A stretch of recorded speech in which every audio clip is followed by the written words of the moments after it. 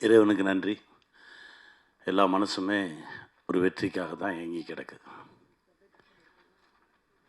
இந்த வெற்றி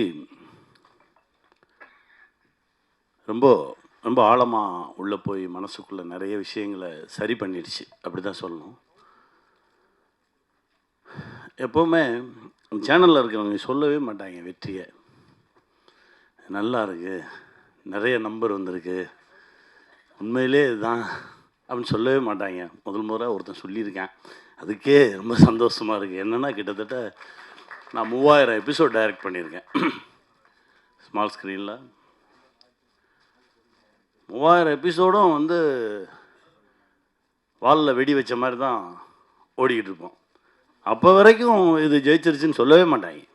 இல்லை இன்னும் கொஞ்சம் இருந்திருக்கலாம், இன்னும் கொஞ்சம் மேலே போயிருக்கலாம், இப்படியே தான் பேசிக்கிட்டு இருப்பாங்க. ஒரே ஒருத்தன் மனசார இன்றைக்கி சொல்லியிருக்கேன், ரொம்ப சந்தோஷமாக இருக்குது.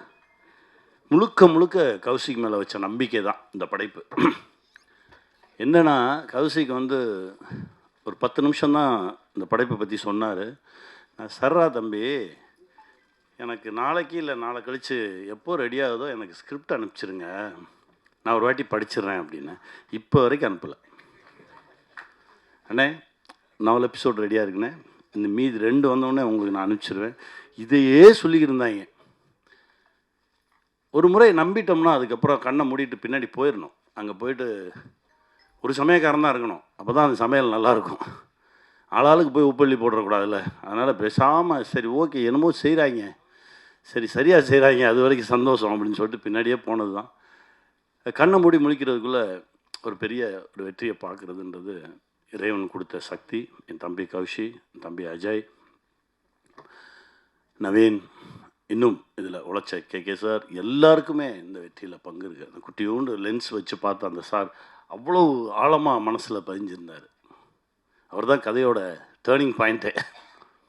ரொம்ப சந்தோஷமாக இருந்தது. எல்லாத்தையும் திரும்ப பார்க்க நான் தான் சொன்னேன், டேய் எல்லோரும் திரும்ப சந்திச்சிருவோம். அப்புறம் நீ எங்கே இருக்க, நீ வருவியா, நான் வந்துடுறேன் அப்படின்னு சொல்லி தான் சந்தித்தது. ரொம்ப மகிழ்ச்சி. இதையெல்லாம் தாண்டி ஒரு அப்பா கிட்டேருந்து பிள்ளைக்கு கிடைக்கிற அங்கீகாரம் இருக்குது பார்த்தீங்களா, அது மிக பெருசு. அது ரொம்ப சீக்கிரமாகவே அஜய் கிடச்சிருக்குன்றது எனக்கு ரொம்ப பெரும் மகிழ்ச்சி. ஏன்னா ஊரெல்லாம் போய் ஜெயிச்சுட்டு வந்துடுவோம், வீட்டுக்குள்ளே மட்டும்தான் கிடைக்கவே கிடைக்காது. அந்த லுக்கே ஒரு மாதிரி இருக்கும். அனுபவிச்சிருக்கியா?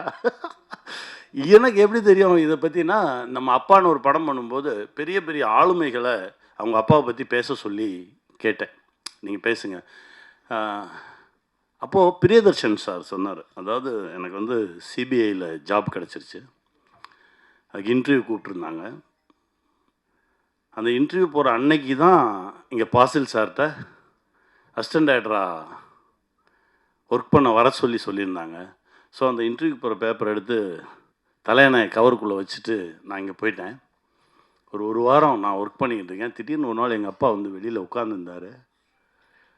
அந்த இன்டர்வியூ போனியா அப்படின்னு கேட்டார். இல்லை அது போனேன் வந்தேன் அப்படின்னு ஏதோ ஒன்று சொன்னேன், ஒன்றுமே பேசலை. அப்படியே நான் முறைச்சி பார்த்தாரு.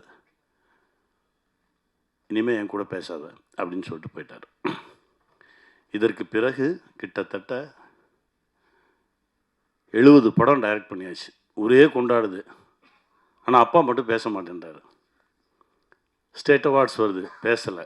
தேசிய விருதுகள் வருது, பேசலை. கடைசி பத்மஸ்ரீ விருது வாங்குறாரு. வாங்கிட்டு வீட்டுக்கு போகும்போது அதே அப்பா, சாரிடா நீ சரியான வழியை தான் தேர்ந்தெடுத்திருக்க அப்படின்னு சொல்லி தோளில் தட்டி கொடுத்தாராம். இது நடக்கிறதுக்கு 30 வருஷம் ஆச்சு அப்படின்னு.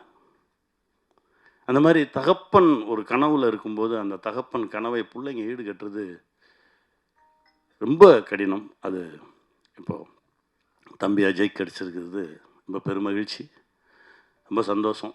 இந்த வெற்றி இன்னும் நிறைய தூரம் எங்களை இழுத்துட்டு போகும், நிறைய தூரம் கொண்டு போய் எங்களை நிறுத்தும். என் தம்பி முகுந்தனுக்கு நன்றி சொல்லணும். பேய் மாதிரி ஒருத்தன் இயங்கிக்கிட்டே இருந்தான் அந்த செட்டில். ட்ரெய்லர் ரிலீஸ் அப்பவும் வரல, ஜெயிச்சதுக்கப்புறம் வரல. எங்கடான்னு கேட்டால் இப்போ எங்கேயோ பக்கத்து மாநிலத்தில் அடுத்த படைப்பில் இருக்கான் அப்படின்னு சொன்னாங்க. ரொம்ப சந்தோஷமாக இருந்தது. பெரிய பெரிய ஆளுமையான இடம் அந்த தம்பிக்கு கிடைக்கணுன்றா தம்பி கௌஷி கொடுங்க.